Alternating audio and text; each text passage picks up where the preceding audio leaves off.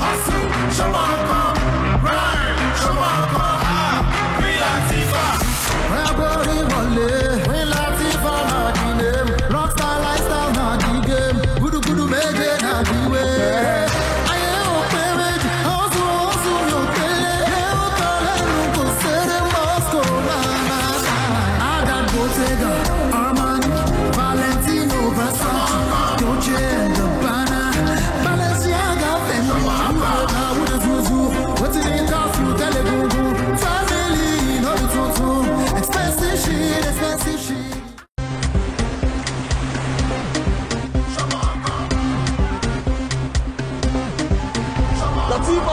Lateefah, my sister.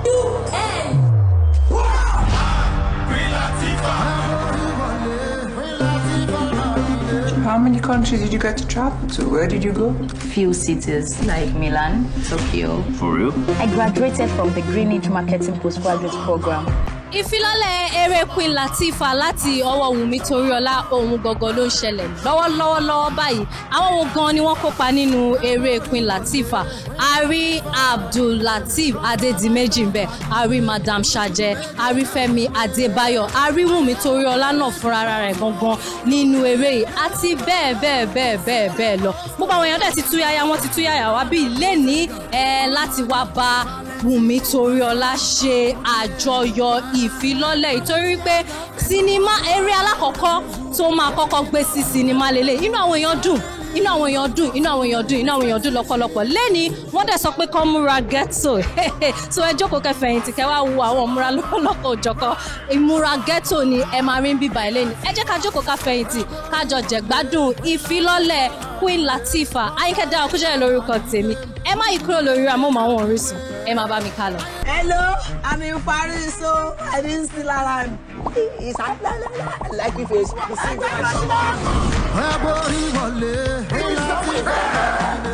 You live in Bodilon Towers, right? Yes.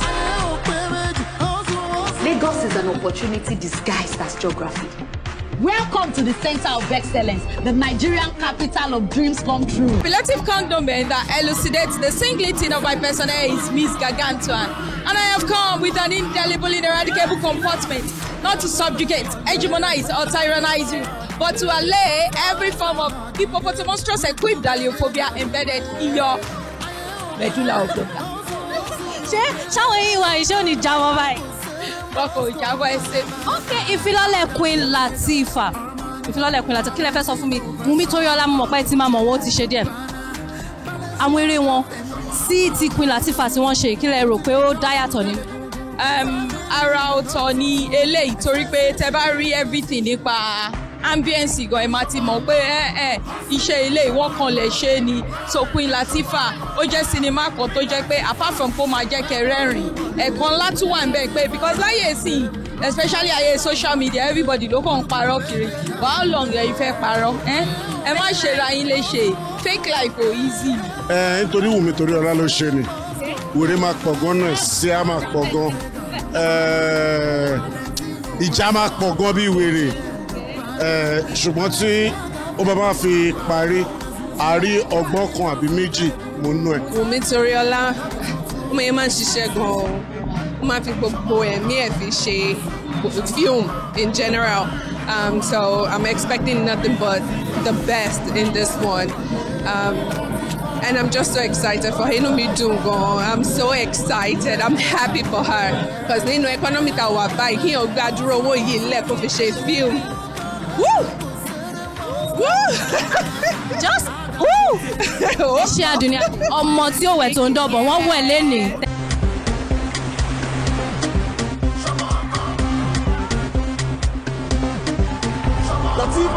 Lateefah, my sister.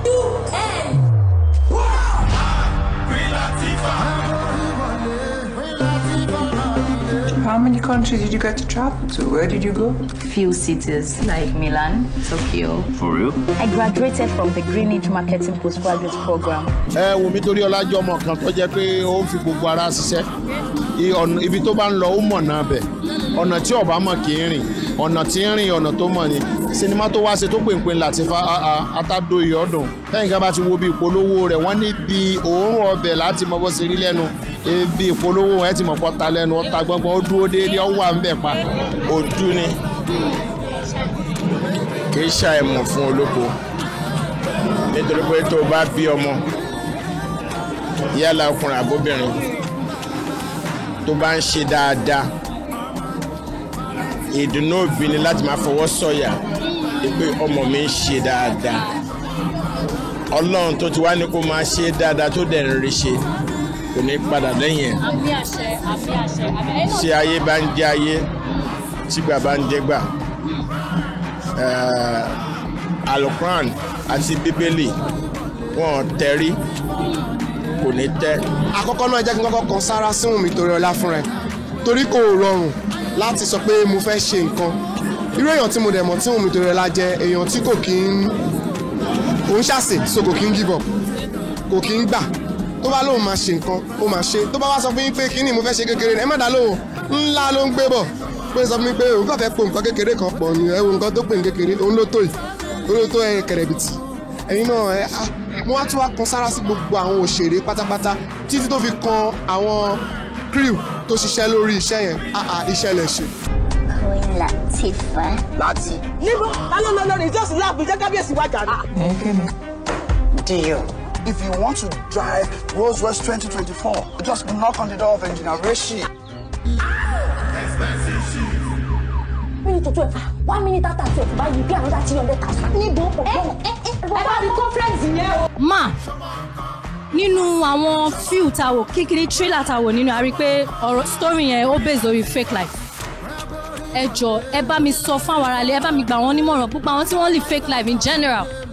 Yeah, èmi ò ní problem pẹ̀lú anybody lè live life tó bá wù ú kò sí nǹkan tó kàn mí pẹ̀lú èèyàn live fake or real ayé tó bá ti wù yàn lèèyàn lè jẹ tẹ́mi èèyàn bá ti gbé kò jù bẹ́ẹ̀ lọ. Mo fẹ́ sọ fún yín pé kò sí life tó dàbí original life fake life is very expensive.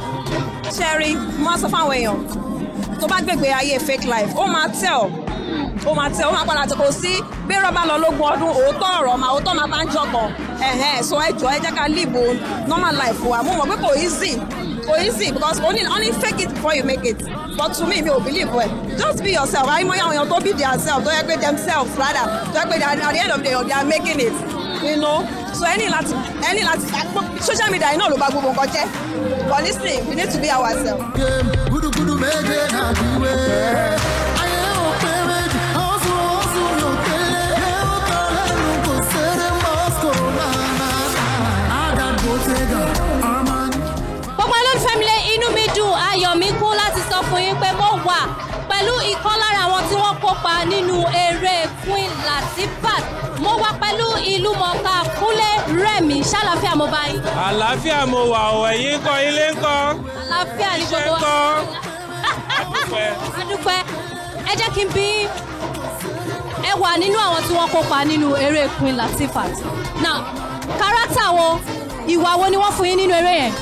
kárátà tẹ́mi play nínú eré Queen Lateefah ni èyí tó ń pè ní Ọlájídé Rhodes ìyẹn ni Ọlájídé jẹ́ bí ìfẹ́ Wùnmí Toríọlá èyí Queen Lateefah.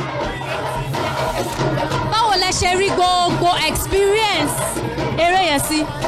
experience yẹn ó bá mi lára mu nǹkan tá à ń wá kiri nìyẹn gẹ́gẹ́ bí òṣèré nǹkan tá à ń wá ká nìyẹn nǹkan tá à ń bá ká nìyẹn nǹkan tá fẹ́ gbádùn nìyẹn eléyìí kẹ̀dẹ̀rẹ́ Queen Lateefah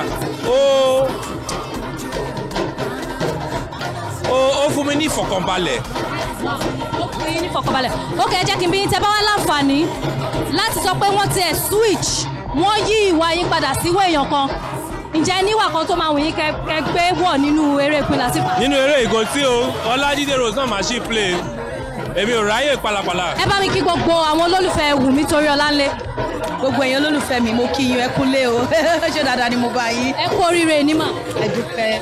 eré yín àkọ́kọ́ tẹ́ máa kọ́kọ́ gbé wá sí sinimá rẹ̀ kí ni ẹ fẹ́ kí àwọn olólùfẹ́ yín kọ́ nínú eré. àwọn olólùfẹ́ mi máa kọ́ nǹkan wọn púpọ̀ àwọn náà mọ̀ pé Wùnmí Toríọlá mi ò ṣe múvì tí wọn ò ní kọ́gbọ́n náà ẹ̀ lè yàtọ̀ wọ́n máa rẹ́kọ̀ọ́ pọ̀ lọ́pọ̀lọpọ̀. ok tí bá sọ pé kí n bí kí ló dé tẹ wá rò pé ẹ fẹ́ gbẹ́rẹ́ ìwá sí sinimá. àsìkò ló tó àsìkò tító ó wà long overdue but kò ṣeré the only thing is I always want to beat my best so this is the right time àsìkò ló tó. ẹ kí gbogbo àwọn tó wá yẹ yín sílé ni mà. gbogbo ẹ̀yin olólùfẹ́ mi tẹ wá yẹ mi sí káàkiri níbi tẹ wà ẹ ṣé mo dúpẹ́ o láìsí ẹ̀yin kò sí èmi Wùnmí Toríọlá kò sí Queen Lateefah ẹjọ́ tí Queen Lateefah bá ti bẹ̀rẹ̀ sí ní show ní cinemas láti September 27 ẹ bá wa jáde ẹ bá wa wò ẹ máa nífẹ̀ẹ́ sí lọ́pọ̀lọpọ̀ once again ẹ ṣé mo dúpẹ́.